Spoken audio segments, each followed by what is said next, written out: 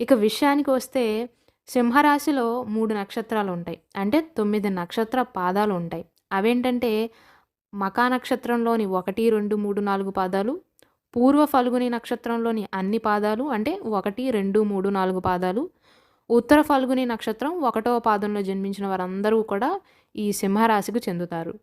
అంటే వారి పేర్లు వేటితో మొదలవుతాయంటే మా, మీ, ము, మే, మో, టా, టీ, టు, టేతో మొదలవుతాయి.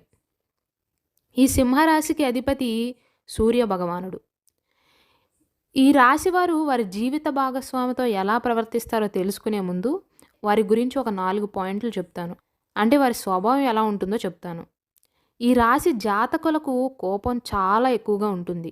సూర్యుడు భగభగ ఎలా మండుతాడో వీరి ఆవేశం కూడా అలానే ఉంటుంది. పిలవగానే వచ్చేస్తుంది వారికి కోపం అని కూడా చెప్పవచ్చు.